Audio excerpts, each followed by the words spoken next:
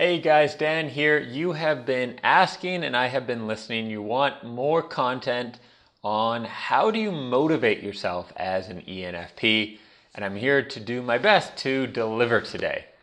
First things first, and I think this applies to everyone and not just ENFPs, I'm really convinced that there is a strong relationship between diet, exercise, and environment and motivation levels. And that's one of those things that on one hand is, yeah, of course, like super obvious.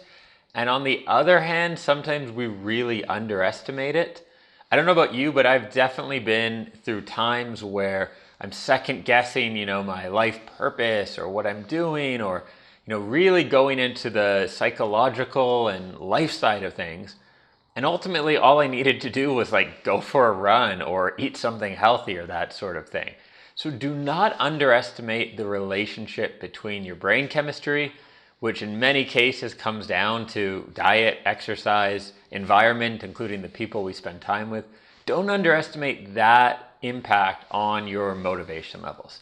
Now, assuming you're taking care of that and you're struggling with motivation, what could it be? Or better yet, maybe, is how can you just motivate yourself? Let's not look at what might be holding you back, but how you can actually motivate yourself.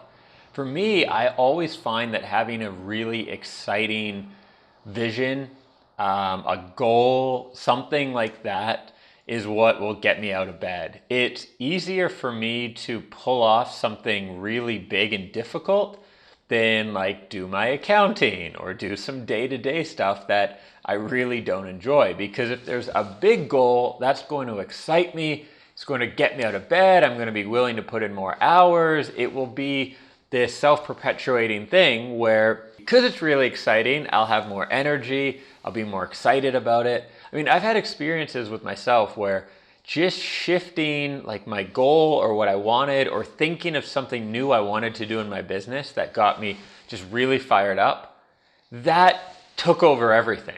Even if I wasn't necessarily exercising or eating the best at the time, having that really strong goal motivated me more than just about anything. So that's the first thing, is if you're trying to motivate yourself and your general goals, like what you're doing with your life, isn't exciting to you, maybe you have a job you don't like, or you're setting really lackluster goals, it's going to be tough to motivate yourself. I'm going to go through a few more strategies you can use and some tricks, if you will, for motivating yourself. But ultimately, if your vision isn't compelling, if you're not actually excited about what you're doing in life, especially as an ENFP, it's going to be really, really hard to just get anything significant done.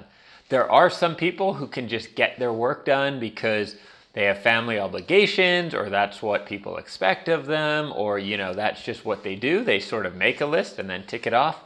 That's not ENFPs. I think you already know that, right? So if you want to get things done, set some kind of an exciting goal. Now, tied in with having an exciting goal is making a big commitment. Don't try to figure out every little detail of something before you jump into it. I've had a ton of success in my own life making a big commitment, whether it's speaking at an event, traveling across the world, or starting a business.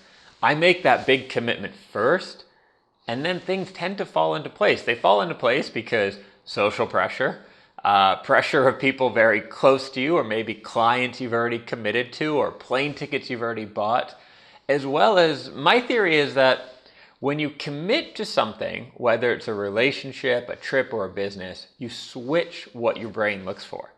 Before you commit, your brain is evaluating, is this a good decision? Should I move to Costa Rica? Should I start a business? Should I marry this person or even date this person? And that's what you're basically directing your brain to do, right? To evaluate what your next step should be. Once you make that commitment, everything changes. Once you're committed to, say, moving to Costa Rica, when I committed to it, not only did my brain shift and not criticize the decision, but just think of how can I do it? How can I get the apartment? Blah, blah, blah. Everyone around me as well, even people that I assumed would be really critical or be oh, you shouldn't do that for XYZ reason, they were all supportive, or at least shut up, because the decision was already made. So make a big commitment and trust me that you'll follow through with it. You'll get pulled forward by that big commitment, especially if it's tied to something that really excites you, because that's going to be like your 1-2 combo punch of motivation. Now, once you get started with this, be careful what you compare yourself to. If you're starting out as an entrepreneur, don't compare yourself to Steve Jobs or Mark Zuckerberg. Don't compare yourself to someone you know who's been doing it for 5 years. Compare yourself to your past self. That can be a really good source of motivation. Look at where you were and where you're moving to and where you are actually. So I said that a little wrong, and actually it brings up another point. Don't spend too much time looking at where you want to be as a comparison point, because that gap between where you are now and where you want to be, sometimes us ENFPs can be a little too hard on ourselves and look at that gap and judge ourselves. Like, I'm not nearly where I should be. I'm not at my goal. I'm so behind.